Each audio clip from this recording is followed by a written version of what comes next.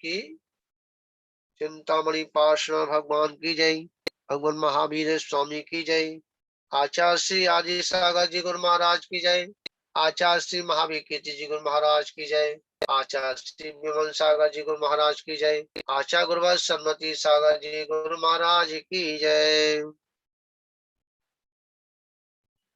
स्वाध्याय प्रारंभ करते हैं।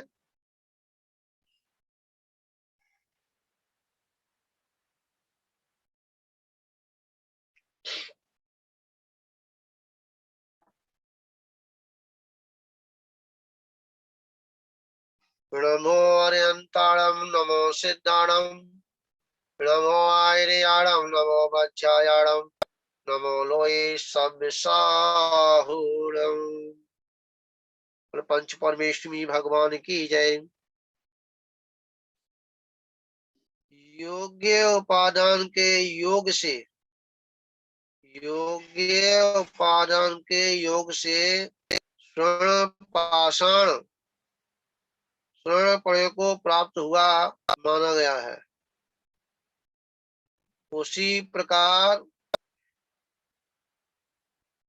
से स्वद्रव्य क्षेत्र काल भाव की प्राप्ति, खोल लो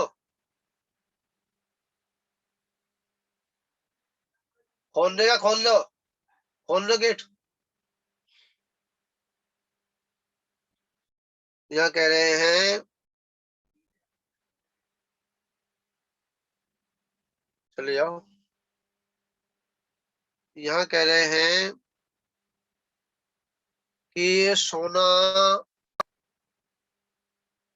खान में है, ठीक है, परंतु स्वर्णपना प्रकट नहीं है। क्या इसमें? वह जब तक स्वर्णपना प्रकट ना हो, जब तक वह सोना कहने में नहीं आता। दीदी जी है, सोना खान में है, ठीक है, सोना तो उसके अंदर है, परंतु उसके अंदर जो सोने के जो गुण हैं, ठीक है ना, जो पीलापन है, जो उसका भारीपन है, जो उसकी चमक है, जो उसका गुण है, ठीक है, वह प्रकट नहीं है।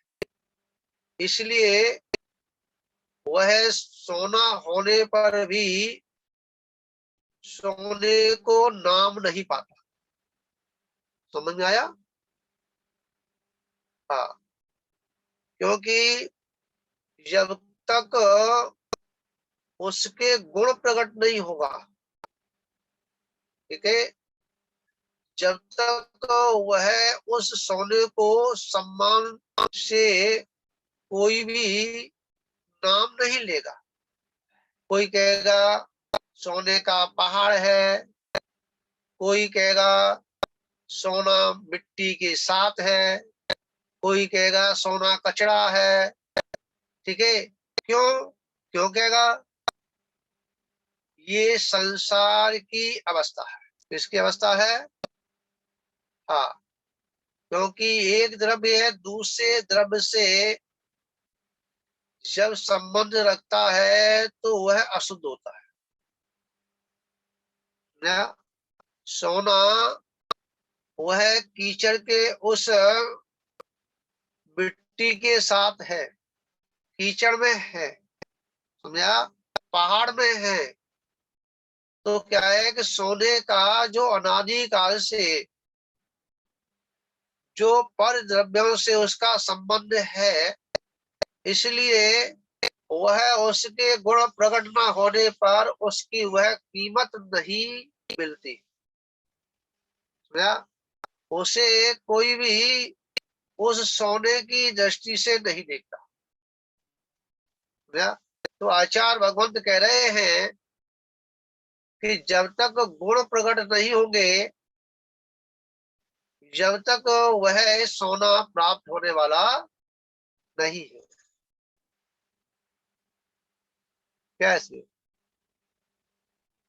हाँ, अगर हमको सोना प्राप्त करना है तो उनके गुणों को भली भांति समझना पड़ेगा।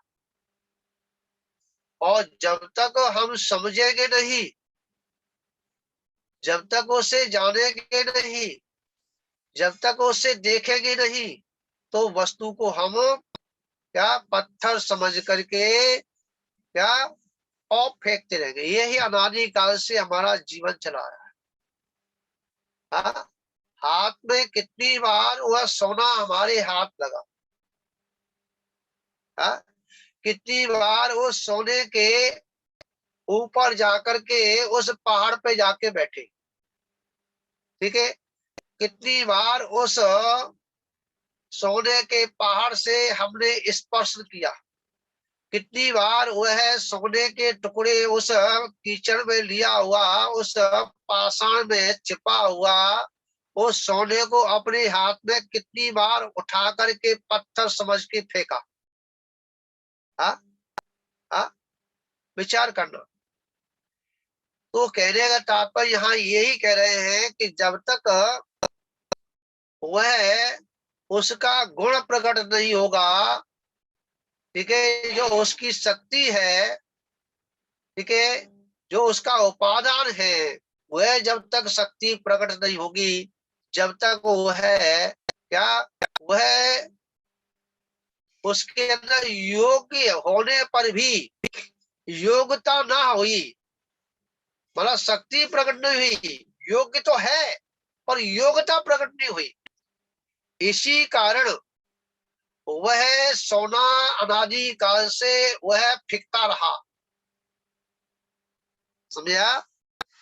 कभी नाली में गया तो कभी चोटी पे गया, तो कभी जो है समुद्र में गया, अनेक अनेक जगह पर। और यहाँ तक वह पत्थर जो है क्या वह शौचालय में भी लगा दिया। क्यों? कि उसका समझा नहीं। हाँ? लोगों ने कहा तो सही कि यह सोने का पहाड़ है, स्वर्ण पहाड़ है, परंतु तो उस पर ये विश्वास नहीं किया। और विश्वास क्यों नहीं किया? कि उसके गुण दिख नहीं रहे। समझा? अगर हम विश्वास कर लेते तो कालांतर में उसके गुण भी दिखाई दिखने होते। तो यहाँ कह रहे हैं आचार्य भगवत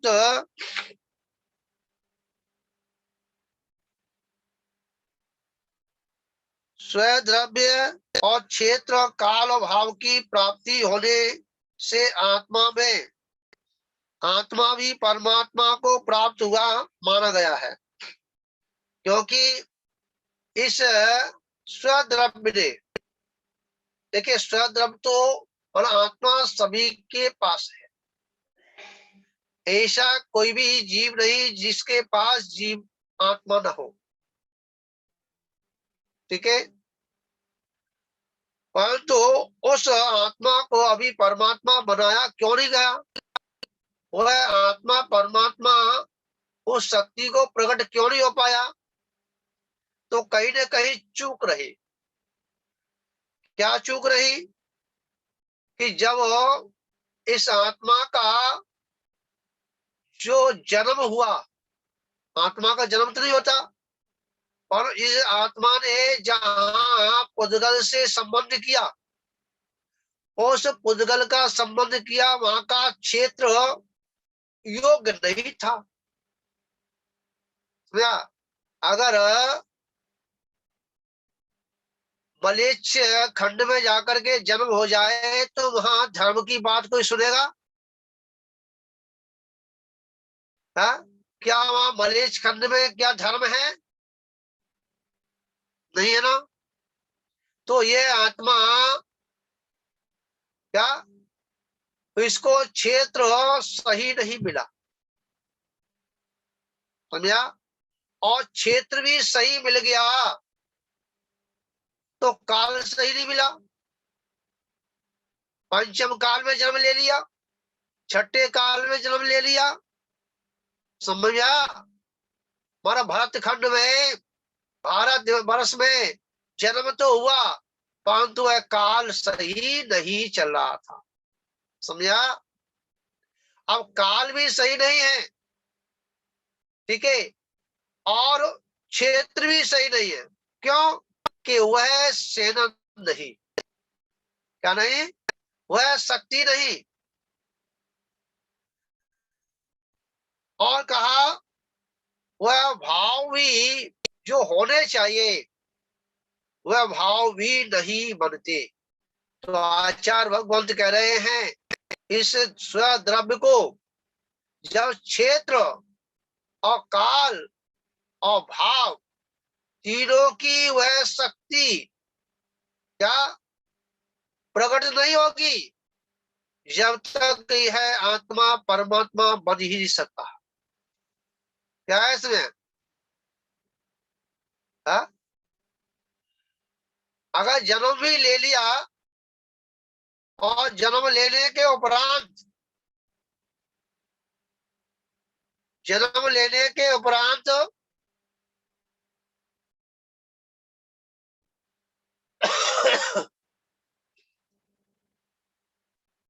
क्योंकि बहुत से जीव ऐसे हैं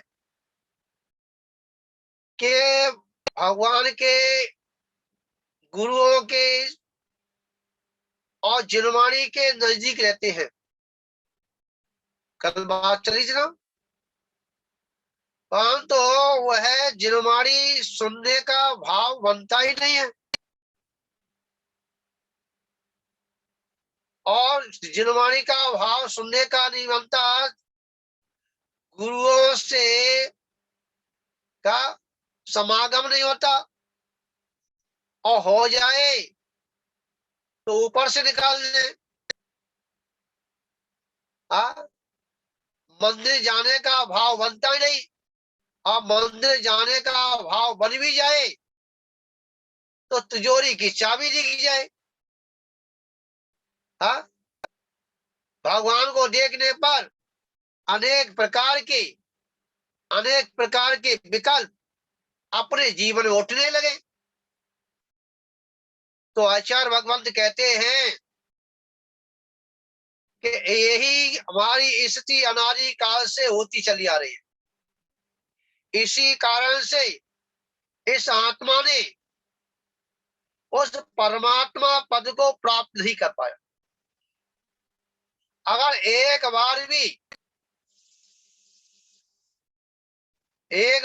भी इस द्रव्य को, स्वद्रव्य को क्षेत्र, काल और भाव तीनों की योग्यता अगर मिलती, क्या, तो निश्चित है कि आत्मा ये आज जो संसार में भ्रमण कर रही है ये नहीं करती। तो बंधुओं, आचार्य भगवंत इसी बात को दर्शा रहे हैं। अब यहाँ बात आ रही है कि संसार में क्या अभी जो है वह क्षेत्र भी नहीं है, वह काल भी नहीं है, समझ आया, और वो भाव भी नहीं है। क्षेत्र माने शरीर, क्षेत्र का मतलब क्या है, जहां आत्मा ठहरे। तो आज वो आत्मा की जगह ठहरी है, ये पुद्गल रूपी इस शरीर में, ठीक है। और ये शरीर की स्थिति, वह क्षमता आज नहीं है, सहन नहीं कर पा रहा, समझा। सर्दी लगे तो सर्दी सहन नहीं हो रही, अगर धूप की ताप पड़े तो गर्मी सहन नहीं हो रही, और बरसात का समय आए तो टिमटिमी जो बूंदे हैं जो गिरने वाली अपने शरीर पर, वह सहन नहीं हो रही। तो ये क्षेत्र भी अपन को सही नहीं मिला, समझा। ये शरीर की जो शक्ति है बहुत आज के समय पर बहुत नाजुक है, क्या तीनों ऋतुओं में से एक भी ऋतु सहन नहीं कर पाता ये शरीर, ध्यान रखना। और भाव तो बहुत करते हैं कि हम भगवान, इस आत्मा को भगवान बनाए, परंतु करा क्या जाए? ऐसा काल, ऐसा समय जहां चारों तरफ अधर्म का ही माहौल बना है, समझ आया?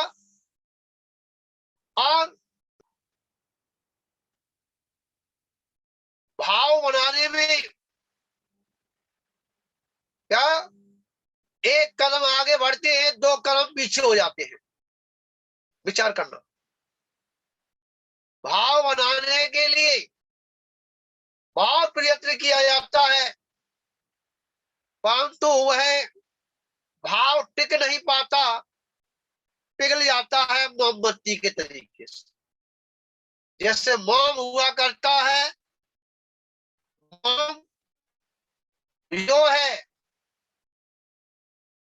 गर्माहट मिलने पर पिघल जाता है, ऐसे ही ये भाव भी उसी के भांति, बर्फ की भांति, और उस मोम के भांति पिघलता रहता है। इसलिए इस आत्मा ने अपने उस आत्म प्रभु को, वो प्रभुता को प्रकट नहीं करा पाया। बंधुओं, आज अपन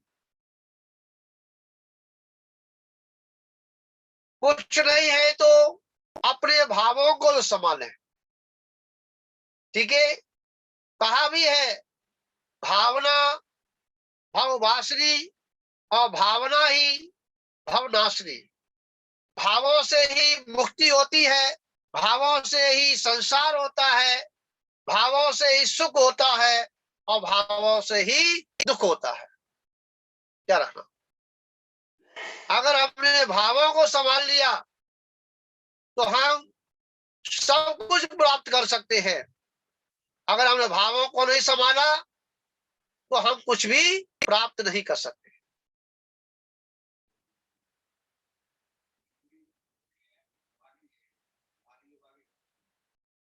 समझ आया? क्या है इसमें? विचार करना।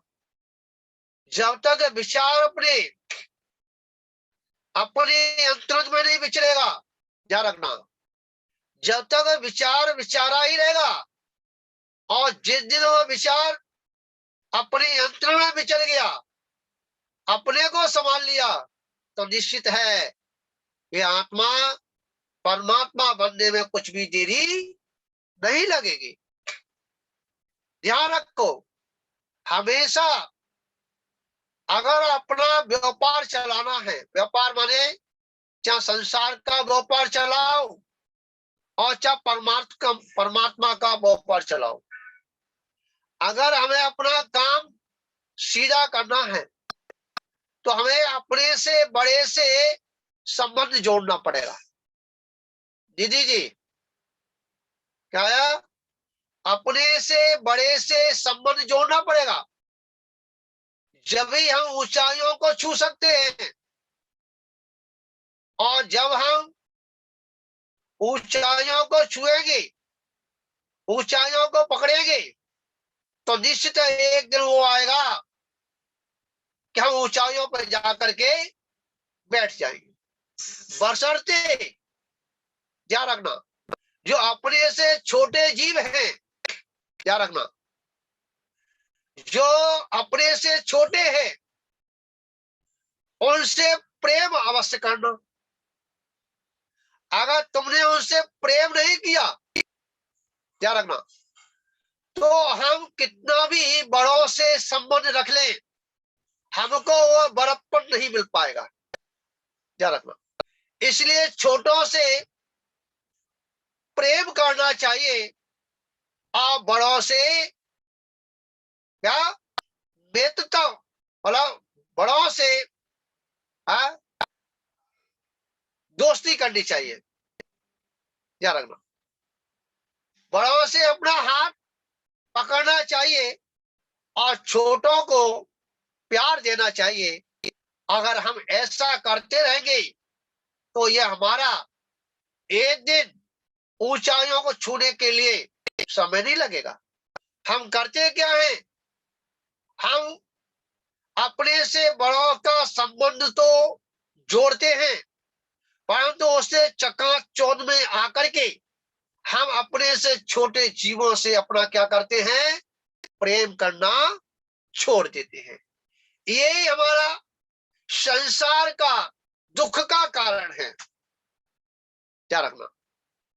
क्यों, ध्यान रखना, बड़ा आदमी कब धोखा ले जाए कोई पता नहीं, परंतु छोटा आदमी जिससे आपने प्रेम किया है, आपने वात्सल्यता दिखाई है, इसने किया है, वह छोटा आदमी क्या ऐसा नहीं भूलेगा, तेरा कभी जीवन में साथ नहीं छोड़ेगा, समझा। परंतु बड़ा आदमी कब तेरे का संबंध तोड़ दे, तुझे कहां जंगल में छोड़ दे, ये कोई भरोसा नहीं है। इसलिए बड़े से अगर हमें दोस्ती करनी है जागना, तो हमें छोटों से प्रेम करना, यही हमारा सुख का कारण है। बंधुओं, अगर हमें जब तक उस मंजिल तक ना पहुंच पाए, ध्यान रखना, कौन सा मंजिल, जहां सुख की प्राप्ति होती है, ठीक है, जहां सुख की प्राप्ति होती है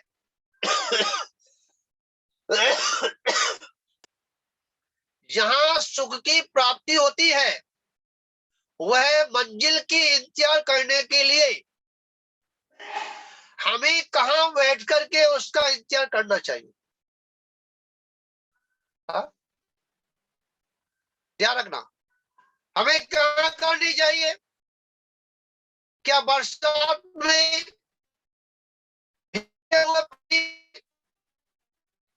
या हमको धूप में या छाई में, हाँ, या सर्दी कड़ाके की पड़ रही हो, तो क्या इंतजार ऊंची पहाड़ियों पे, ध्यान रखना, क्योंकि अभी गाड़ी बहुत लेट है, ध्यान रखना। शरीर भी हमारे उस कठोर साधनों को सहन नहीं कर पाएगा। तो आचार्य भगवंत कहते हैं, ध्यान रखो, कि व्रती बनकर के, निधि जी, व्रती बनकर के, ध्यान रखना, संयम को धारण करके, तरुणा जी, हाँ, व्रती बनकर के संयम को धारण करके और स्वर्ग में जाना उत्तम है। वहां जाकर के इंतजार करो जब तक चौथा काल आएगा, जब तक के लिए, क्योंकि चौथे काल में ही मोक्ष की प्राप्ति होती है। चौथे काल में जन्मा हुआ ही उस अच्छे सुख की प्राप्ति करता है, समझ आया। परंतु चौथा काल नहीं है, वह समय नहीं है, समझा। और उस काल में भी ऐसे जीवों की उत्पत्ति हुई है जो कि धर्म की बात सुनने की बात तो सुनो दूर रही, कहने की बात तो दूर रही, उसकी तरफ लोग देखना भी पसंद नहीं करते हैं, समझा। तो आचार्य भगवंत कह रहे हैं कि अगर आपको इस मोक्ष रूपी गाड़ी में अगर लेट हो गई है, ठीक है, अगर स्टेशन पे तुमको इंतजार करना है तो धूप में बैठ के मत करना। कहाँ बैठ के करना है? छाया देख लेना। तो छाया कहाँ पर है? स्वर्गों में है। तो आचार्य भगवंत कह रहे हैं, क्या कह रहे हैं? आचार्य भगवंत कह रहे हैं कि भैया व्रती होकर के स्वर्ग में जाना उत्तम है, अव्रती होकर के नरक में जाना बुरा है। समझा? अव्रती होकर के, ठीक है, बहु परिग्रह संचय करके नरक में जाना ये दुख का कारण है, और परिग्रह का त्याग करके व्रतों को स्वीकार करके, ठीक है, और स्वर्गों में जाना उत्तम बतलाया है। समझा? तो हमारा जितना भी जीवन है, हमारा जितना भी समय है, समझा, जो निकल गया सो निकल गया, परंतु सुबह का भूला हुआ व्यक्ति अगर शाम को अगर लौट के आया सही सलामत तो उसे भूला नहीं कहा जाता। क्या रखना? इसीलिए आचार्य भगवंत कहते हैं कोई बात नहीं, समय निकल गया जितना निकल गया, पर जितना जो समय बचा है उस समय का सदुपयोग कर लो। क्या कर लो? सदुपयोग कर लो। अगर हम सदुपयोग सही तरीके से करेंगे तो निश्चित है कि हमारी ये आत्मा परमात्मा बनने के लिए देरी नहीं लगेगी। अवश्य वो आत्मा परमात्मा बन करके वो सच्चे सुख को प्राप्त हो जाएगी। ध्यान रखना। परंतु विश्वास रखना चाहिए। विश्वास रहित स्वर्ग में जाना भी उत्तम नहीं है। ध्यान रखना। आचार्य कुंज गुरु स्वामी कह रहे सम्यक्त सहित नरक में चले जाना कोई बड़ी बात नहीं, गए हैं, उनका भी कल्याण होगा। परंतु जो सम्यक्त रहित, श्रद्धा रहित अगर स्वर्ग में भी गया है तो वो भी एक इंद्रिय जीव बन गया। क्या बन गया? एक इंद्रिय जीव। तो हम जो संयम को धारण करें, जो हम व्रतों को धारण करें, जब हम संयमी बने तो उसके साथ में सिद्धांत भी होना चाहिए। विश्वास नहीं, विश्वास टूट जाता है, परंतु सिद्धांत टूटता नहीं है। समझा? इसलिए उस विश्वास के साथ में हमें सिद्धांत भी जोड़ना पड़ेगा। और जिसके प्रति, किसके प्रति जोड़ना है? कि जो जिन्होंने उस सच्चे सुख को प्राप्त कर लिया है, वो सच्चे सुख के मार्ग पर लगे हुए हैं, सच्चे सुख की राह बता रहे हैं, ऐसे देव शास्त्र गुरु के प्रति सिद्धांत करता है और जो संयम को धारण करता है, क्या ऐसा जीव क्या स्वर्ग में जाकर के जो क्या करता है, स्वर्ग में जाकर क्या करता है? इंतजार करता है, समय का इंतजार करता है। वो दिन कब आए जो मेरी समाधि हो, वो दिन कब आए कि मेरी मोक्ष हो। विचार करना, अच्छे दिन कब आए? ऐसा जिसका सिद्धांत है कि निश्चित है कि जब चौथा काल आएगा, क्या, और चौथे काल आने से पहले समय तक मैं व्रती बन करके, संयमी बन करके, और उसका इंतजार स्वर्गों में, नरकों में नहीं। मैं नहीं कह रहा, आचार्य भगवत कह रहे हैं। इसलिए अपने जीवन में व्रतों को स्वीकार करना आज के समय में, अरे कोई बात नहीं, मोक्ष नहीं है, परंतु मोक्ष का मार्ग है। समझा? जब गाड़ी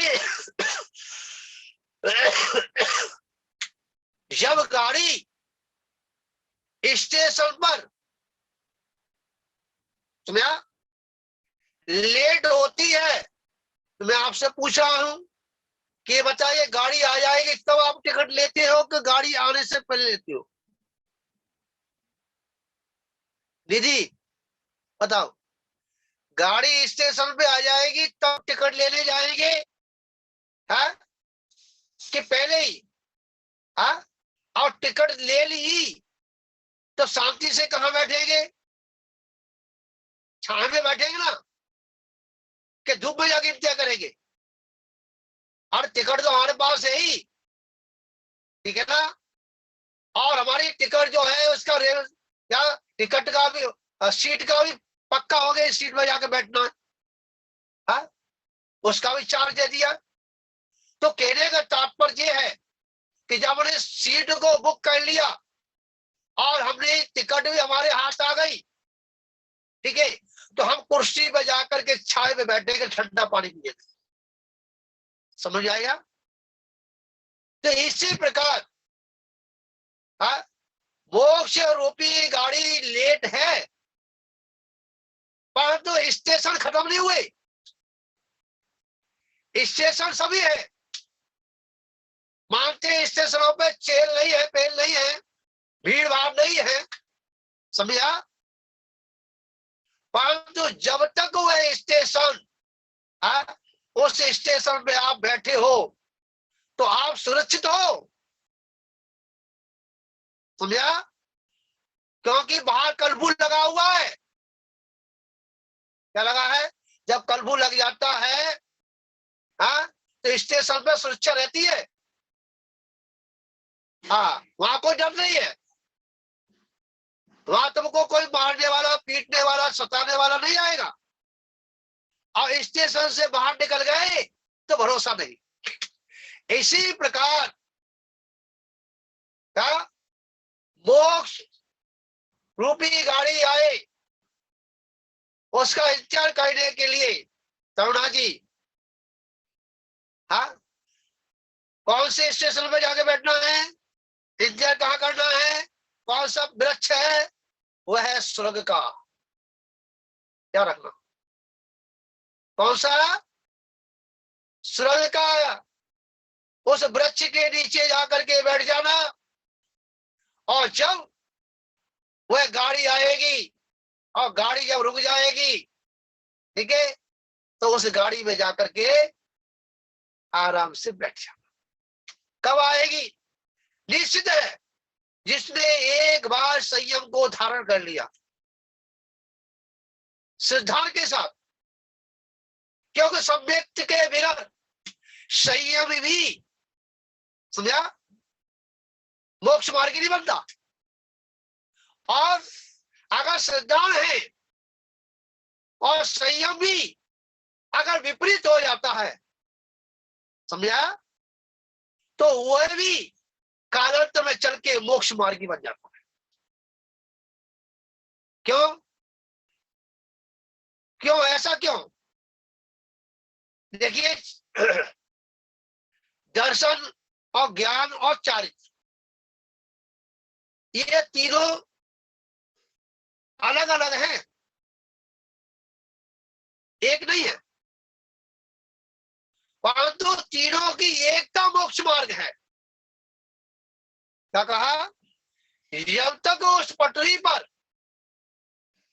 ठीक है, जो गाड़ी के पहिए हैं और वह मिला करके नहीं चलेंगे तो वह गाड़ी पलट जाएगी, मंजिल तक नहीं पहुंचेगी। एक पहिया आगे पीछे लग जाए तो क्या होगा? पटरी पर चलेगी गाड़ी क्या? नहीं चलेगी ना।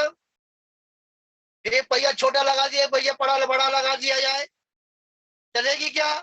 कि गाड़ी पलट जाएगी। समझा? तो कहने का तात्पर्य यहाँ ये है कि जो दर्शन है, दर्शन का कार्य मात्र इतना ही है कि श्रद्धान करना। क्या करना? श्रद्धा को मजबूत करना, ये सम्यक दर्शन है। समझा? और जिसका श्रद्धान किया है, समझा, और उसको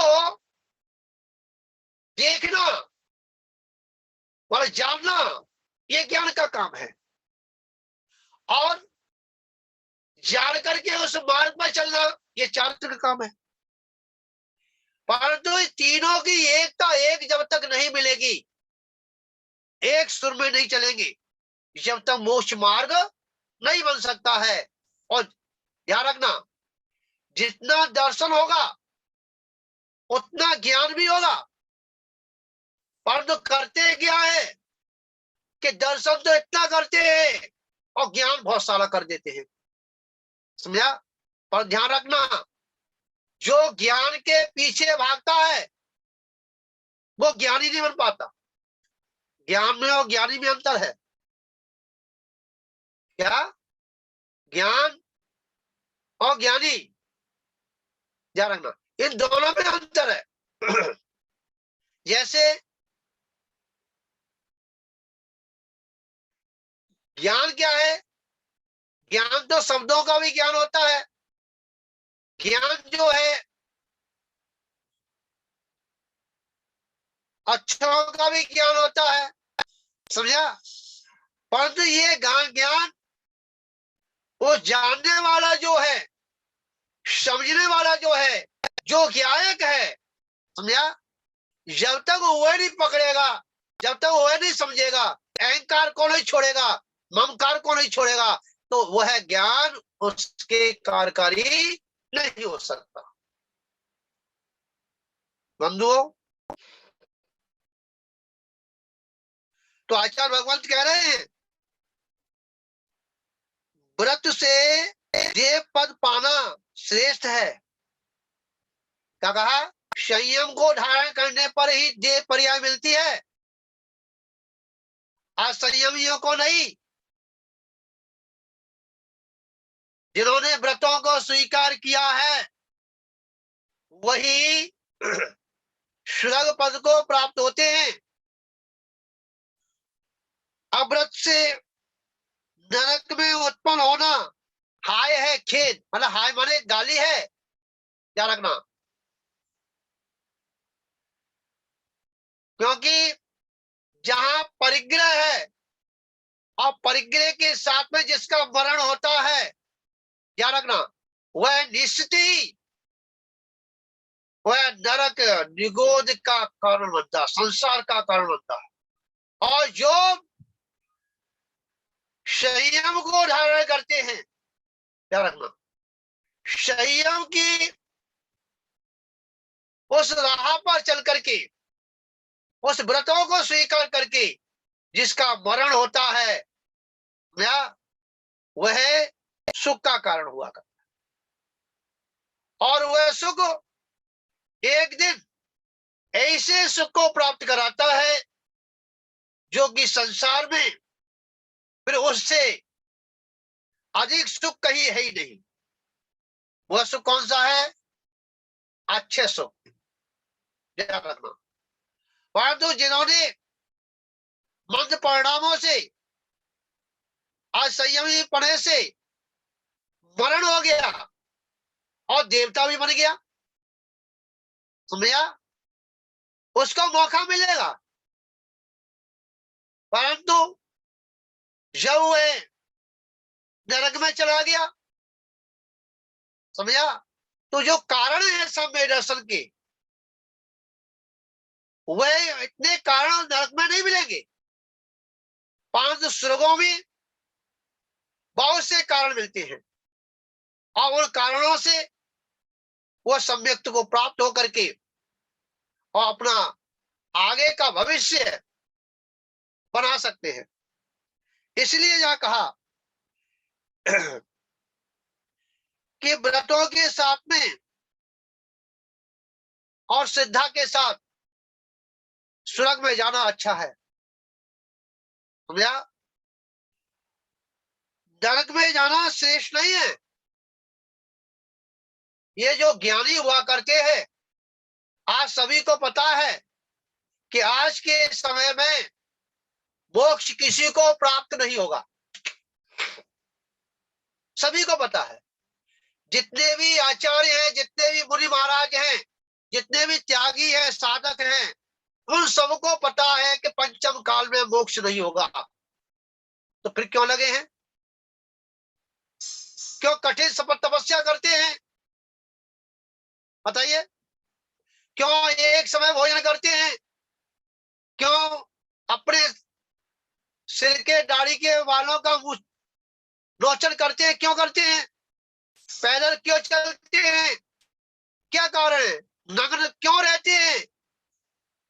अरे मोक्ष है नहीं। परंतु ध्यान रखना, उनको ये सिद्धांत है, उनको ये विश्वास है कि जब भी मोक्ष होगी तो इसी अवस्था से होगी। क्या होगी? जब ही मुक्ति होगी, जब ही संसार छूटेगा तो इसी अवस्था छूटेगा। यही सम्यक दर्शन है। क्या है? यही सम्यक दर्शन है। जब भी मुक्ति होगी तो इसी संयम से होगी, और इसी सिद्धांत को लेकर के जिसकी मृत्यु होती है, समाधि होती है, ध्यान रखना, उसका संसार मात्र क्या चुल्लू भर रह जाता है। कितना रह जाता है? सागर का, अथाह सागर। और उसका इसी विश्वास के साथ, इसी सिद्धांत के साथ उसका जीवन चुल्लू भर रह जाता है। ध्यान रखना। तो इसमें हमारा क्या बिगड़ रहा है? और जो है वैसा स्वीकार करने में कोई परेशानी नहीं। परंतु आज के समय में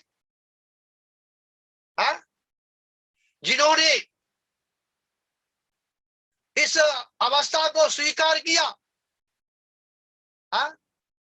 वो भी अपने को बड़े बाप का बेटा समझता है। क्या समझता है? बड़े बाप का बेटा। ध्यान रखना, जो बड़े बाप का बेटा अपने को समझता है, समझा, अपने के छोटों से प्रेम नहीं करता है, इसने नहीं होता है, तो ध्यान रखना वह मोक्ष मार्गी नहीं हो सकता है। समझ में आ गया? नहीं आया?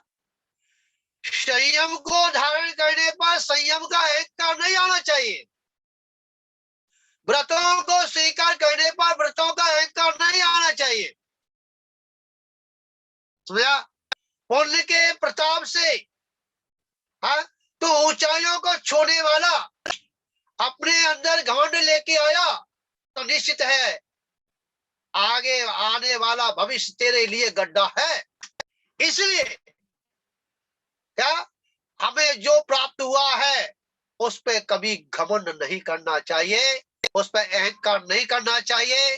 समझा? बड़े बाप का बेटा बनना बुरा नहीं, परंतु बड़े बाप का बेटा बन के और अहंकार को स्वीकार करता है, अहंकार का जन्म देता है, तो ध्यान रखना तू बड़े बाप का नहीं, तू नाली का, समझा, कीड़ा है। ध्यान रखना, अहंकार ही तो संसार का कारण है, और हम इस अवस्था में आकर के भी अहंकार करते हैं, ममकार करते हैं। समझा? तो ध्यान रखना आगे का भविष्य उज्जवल नहीं है। तो आचार्य भगवंत क्या कह रहे हैं कि नरक में जाना श्रेष्ठ नहीं। छाया और धूप में बैठने वाले पुरुषों के समान व्रत और पापाचरण के प्रतिपालन में बहुत बड़ा अंतर है। क्या कह दिया? धूप में और छाए में जैसे बैठते हैं, कितना बड़ा अंतर है। धूप में कितनी देर बैठ सकते हैं और छाए में पूरा जीवन बिता देंगे। हाँ, समझा? और धूप अगर सर्दी के दिनों में भी अगर धूप कड़ाके की पड़ गई तो तिलमला जाएगी, बैठ नहीं सकती। इसी प्रकार क्या जो नरकों की जो पीड़ा है वो क्या है? वो धूप है। धूप भी उपमा दी है। और स्वर्गों की वह कल वृक्ष, वृक्ष के नीचे छाया में बैठने का प्रतिफल है। तो आचार्य भगवंत कह रहे हैं व्रत से देव पद पाना श्रेष्ठ है, अव्रत से नरक में उत्पन्न होना क्या शेष नहीं है। छाया और धूप में बैठने वाले पुरुषों के समान व्रत और पापाचरण के प्रतिपालन में बहुत बड़ा अंतर है। समझ आया? और ध्यान रखना, श्लोकों में भी जो अहंकार को लिए जीते हैं, स्वर्गों भी देवता हैं अहंकार के साथ में जीते हैं वो भी।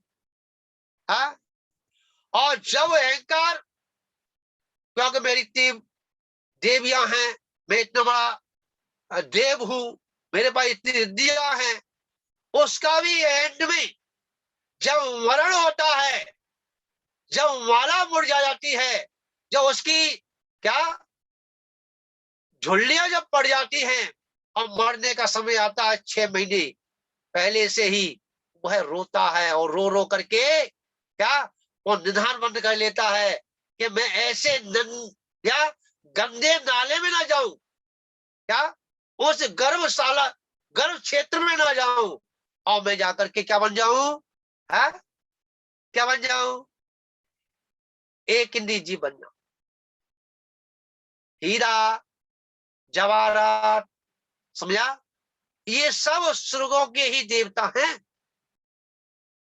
जितने भी फूल है सुगंध वाले, ये सब स्वर्गों के ही देवता हैं।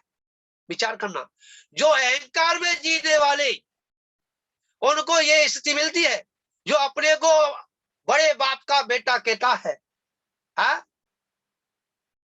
और वो छोटे भाई को भाई नहीं समझता। ध्यान रखना, पड़ोसी को पड़ोसी नहीं समझता, अपने को सर्वश्रेष्ठ समझता है। तो आचार्य भगवंत कहते हैं कि आने वाला समय क्या वही बनेगा जो आचार्य भगवंत कह रहे हैं। विचार करना। आगे कहते हैं जो आत्मा के भाव मोक्ष को प्रदान करते हैं, तो उन भावों द्वारा स्वर्ग पाना कितना दूर है। जो शक्ति कोई 2 कोस तक शीघ्र ले जाता है, वह आधा कोस ले चले में क्या दुखी होता है? अर्थात नहीं। अब यहाँ ये कह रहे हैं जिसकी आत्मा की पावर शक्ति क्या 2 कोस जाने की है, समझ आया? और वही आधा कोस चलने से कोई बड़ी बात है क्या? करुणा जी, तुम्हारी क्षमता है 4 कोस चलने की है, और कोई ये कह दे भाई आधा कोस जी सामान वहां पे ये प्राप्त हो जाएगा, वहां चले जाओ, झट से पहुंच जाएंगे, तो उसमें कोई बड़ी बात है क्या? अरे इस आत्मा की शक्ति मोक्ष जाने की है, स्वर्गों की बात करते हैं। पर आचार्य भगवंत कहते हैं कि जब तक समझा भाव में शक्ति है, परंतु वह क्षेत्र तेरे को सही नहीं मिला है, इसलिए भावों को जैसा है वैसा बना रहे, उसके लिए सुरक्षित जगह होनी चाहिए। तो उसके लिए कह दिया कि भाई यहाँ तो अशांति है, आधा कोस जाकर के वहां पे वृक्ष होगा, वहां जाके बैठ जा। समझा? तो कोई उसमें बहादुरी नहीं है, समझा? बहादुरी नहीं है। बहादुरी तब है क्या कि उन परिस्थितियों को भी छेदन करता हुआ, दूर करता हुआ, और उस अपनी ताकत को, अपने उन भावों को उच्च स्थान की ओर ले जाए और वह कहे क्या, ये आधा कोस से मेरी संतुष्टि नहीं हुई, मेरे अंदर 4 कोस चलने की क्षमता है। जो ऐसे भावनाओं को भाता है क्या, वह निकट भव्य होता है, निकट मोक्षगामी होता है, ध्यान रखना। और जो कहता है अरे हम तो ठग गए, स्वर्ग में ही आकर के उसने, अरे भाई स्वर्ग की इच्छा मत करना, इच्छा तो किसी की भी नहीं करना, परंतु पुरुषार्थ करने में पीछे नहीं होना। पुरुषार्थ ही क्या स्वर्ग दिलाता है, पुरुषार्थ ही मोक्ष दिलाता है, पुरुषार्थ ही सच्चे सुख की प्राप्ति कराता है। तो आचार्य भगवंत कह रहे हैं जो भाव मोक्ष को प्रदान करते हैं, स्वर्ग पाना कितनी दूर है।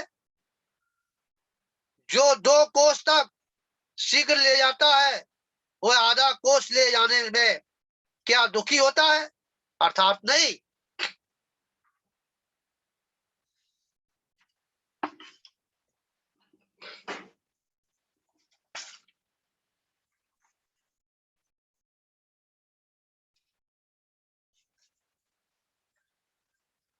आगे कह रहे हैं स्वर्ग में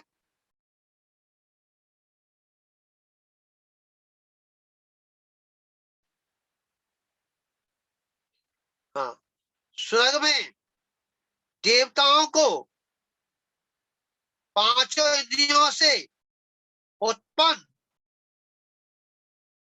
विघ्न से रहित दीर्घ काल तक प्राप्त हुआ सुख स्वर्ग के देवों की तरह होता है। क्या कहा? जो स्वर्ग में जो देव है, ठीक है, उनकी बात, स्वर्गों में देवों के 5 इंद्रियों के जो सुख है, समझा, उसमें कोई रुकावट नहीं है, समझा। वह क्षण में अगर उनको भूख लगती है, तो वो खाना नहीं खाते, क्या होता है, उनके कंठ में अमृत झड़ जाता है। समझ में आया? क्या रखना। तो यह कह रहे हैं 5 इंद्रियों के जो सुख है वह स्वर्गों में मिलते हैं, परंतु 5 इंद्रियों के जो सुखों को भोगता हुआ, समझा, और वही उसमें मस्त हो जाता है, और वह धर्म छोड़ देता है, क्या कर देता है, और वहां धर्म को भूल जाता है, ऐसा जीव संसार में भ्रमण करता है।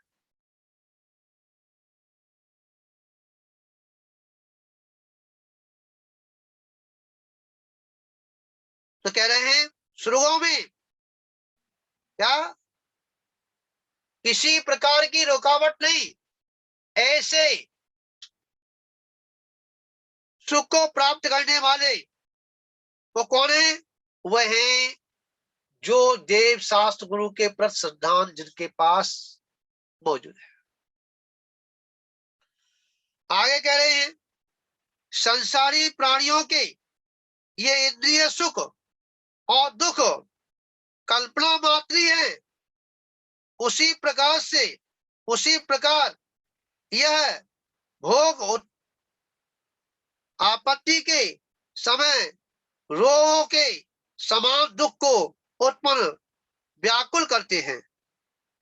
जो संसार के जो सुख हैं, ठीक है, संसारी प्राणियों के ये 5 इंद्रियों के सुख है ना, क्या 5 इंद्रियों के जितने सुख हैं ये सब दुख के ही कारण है। कैसे कारण है?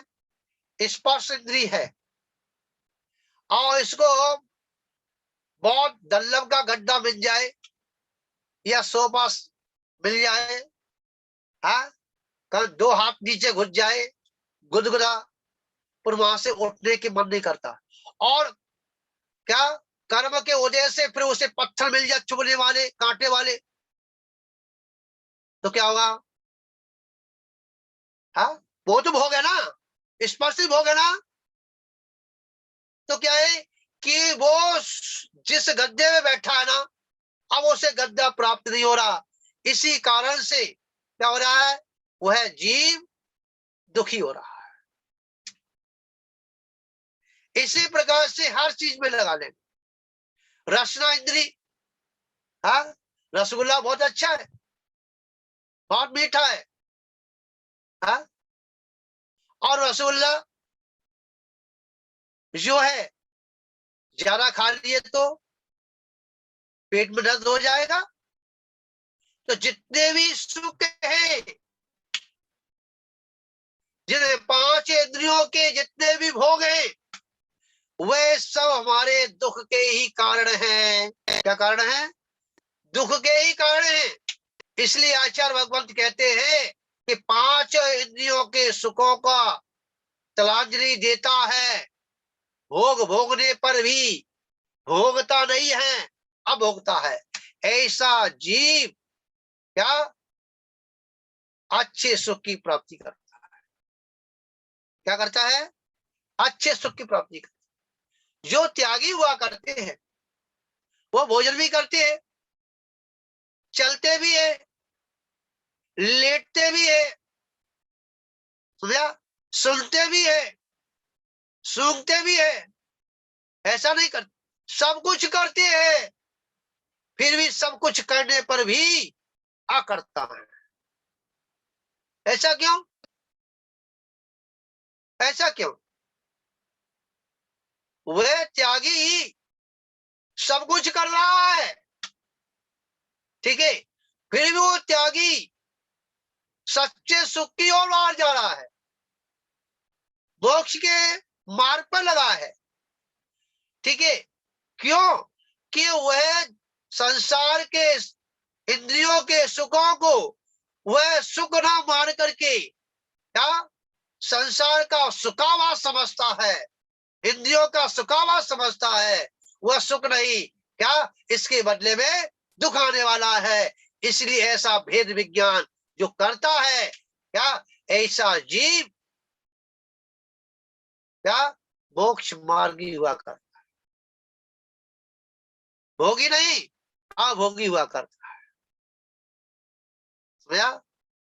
भोग भोगने पर भी हाँ भोगी नहीं है।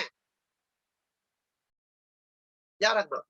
गृहस्थ में भी जो गृहस्थ हैं, हाँ, उनको मैं 5 इंद्रियों की विषयों की त्यागने की बात नहीं कर रहा, 5 इंद्रियों के विषयों को जानने की, क्या जिसके अंदर जिज्ञासा उत्पन्न हुई है, क्या हुई है? 5 इंद्रियों के विषयों की, कि सुख है दुख है, इससे क्या होगा, हाँ, ऐसी जिसे जिज्ञासा उत्पन्न हुई है, ऐसा जीव भी कालांतर में चल करके क्या मोक्ष मार्गी हो जाए।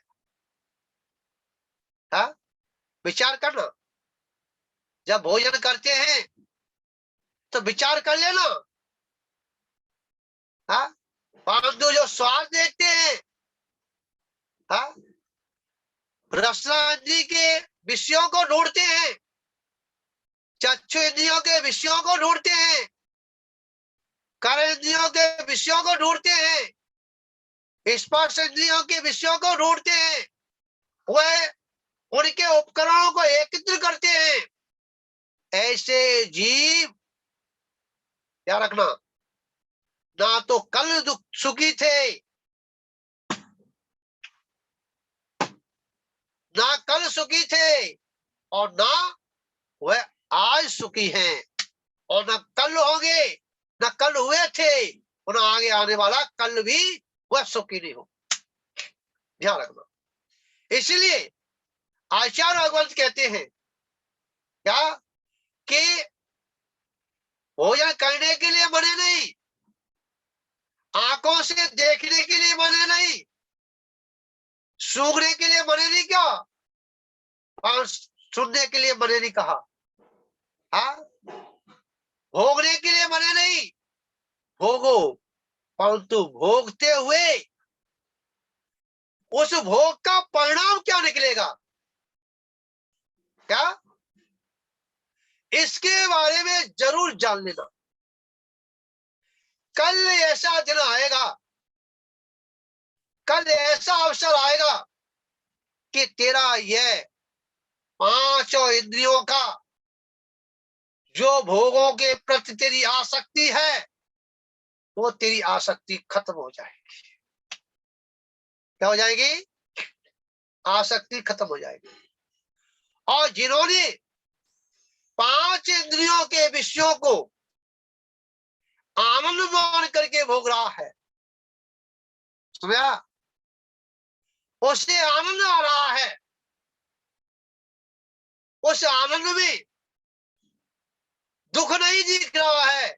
आगे आने वाला समय दुख भी होगा, तो कहा भी है सुख जाता है दुख दे करके, क्या जब सुख जाएगा तो दुख दे के जाएगा। क्या रखना, एक के पीछे एक लगा हुआ है, और दुख जाएगा सुख दे के जाएगा। आज तू अपने भोगों की सामग्री तेरे को प्राप्त हुई। देखिए आज जो है जिन्होंने हजारों करोड़ की संपदा अपनी मान रखी थी, क्या हुआ? छापा पड़ गया। क्या पड़ गया? छापा पड़ गया। इसलिए आचार्य भगवान पहले से ही कहते आ रहे हैं कि भाई परिग्रही मत बनो, परिग्रह का त्याग करो, जितनी जरूरत है उतने अपने पास रखो, और वो भी नीति से कमाया हुआ, अनीति से कमाया हुआ नहीं। तो नीति से कमाया हुआ धन क्या हमेशा जीवन पर्यंत साथ में रहता है, क्या रखना। और अनीति से कमाया हुआ धन वह तुम्हारा जीवन क्या वर्षों तक भी नहीं चल पाता है। क्या है तरुणा जी? विचार करना। इसी भावना के साथ यहां पर यह दर्शा गया है कि मोह से आवृत ज्ञान निश्चय से स्वभाव को प्राप्त नहीं होता। जैसे नशीले कौनों के खा लेने से प्रमत्त हुआ पुरुष पदार्थों को नहीं जान पाता। क्या कहा? बहुत अच्छी बात है। जैसे नशीला पदार्थ खाने पर प्रमादी होकर के वह अपनी वस्तु को प्राप्त नहीं कर पाता। जिसने अपने शरीर को भी नष्ट कर देता है। कौन सा? एक मदिरा वो होती है कि पी करके घंटे 2 घंटे में उतर जाए, और एक मदिरा वो होती है एक बार अगर उसने चख ली तो कभी जीवन में भव तक वह अपना वह नशा नहीं छोड़ती। वह कौन सा नशा? वह मोह रूपी नशा। इसलिए मोह का क्षय करना ही, मोह को हटाना ही, मोह से मौत हटाना ही क्या, यही सच्चे सुख की प्राप्ति होने का कारण है। तो इसी मंगल भावना के साथ अपन यहाँ विराम लेते हैं। अभी 8 मिनट हैं। हाँ, और 8 मिनट में अपन को विराम भी देना है। तो आज यहीं पर यह चर्चा विराम देंगे, और शाम को सही 6 बजे अपन जो है जाप अनुष्ठान। और आज जो कुछ पानी भी गिर रहा है, आपके यहाँ पानी है क्या? पानी गिर रहा है क्या? हाँ, पानी बहुत है, और इधर भी पूरी रात हो गया पानी गिरते हुए। और सभी लोग जो हैं अपने उस मंगल कामना के साथ, सभी को आशीर्वाद है करुणा जी, पूरे परिवार के लिए। और आज जो चर्चा हुई, स्वाध्याय हुई, वास्तव में मार्वल है, अपने जीवन के लिए है, मार्मिक है। और मान को खत्म करने के लिए है, क्योंकि जब तक मान हमारा समाप्त नहीं होगा, जब तक हम अपनी ऊंचाइयों को नहीं छू सकते। और ये सब जो है चिंतन, क्योंकि अब जो है सभी के साथ जो स्वाध्याय हो जाती है, बहुत अच्छा लगता है, और आपको भी अच्छा लगता होगा, क्योंकि जहाँ जीन भगवान की वाणी, और जहाँ अकेला देखता है वो अकेले के लिए होता है, और सबके साथ देखता है तो सभी की भावनाएं वहां जुड़ी होती हैं। और वह जनवाणी माँ ऐसी माँ है जो कि वह सभी की शंकाएं, सभी की वह शंकाएं समाधान करती है। तो ऐसी जनवाणी माँ जिसको हम सत सत वंदन करते हैं, और हमारे उस अज्ञान अवस्था को, जो आवरण पड़ा हुआ है, उसे हटाए, और जो आवरण रहित जो अवस्था है, जो ज्ञान है, जो ज्ञायक है, उस ज्ञान को ज्ञायक से जाके मिला दे। क्या? तो ये ज्ञायक क्या संसार से गायब हो जाए और अपने में जाके समा जाए। ऐसी मैं मंगल भावना अपने लिए और आप सभी के लिए ऐसी भावना मानता हूँ। भगवान महावीर स्वामी की जब वाणी के ज्ञान से सूझे लोकालोक, सो वाणी मस्त हे जिनवाणी भारती तो सो पावे शिव जो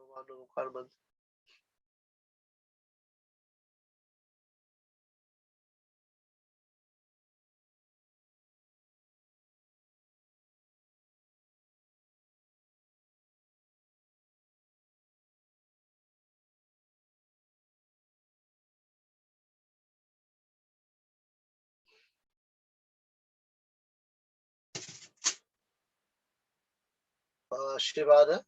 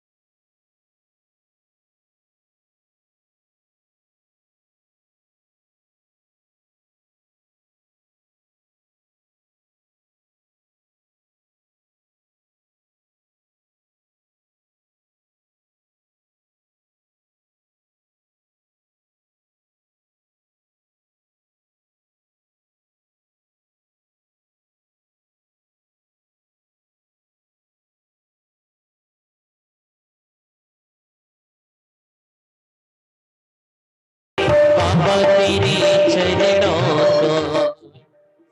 जल गंगा दिव्य तप सी प्रभु चरणों का अर्चन दे।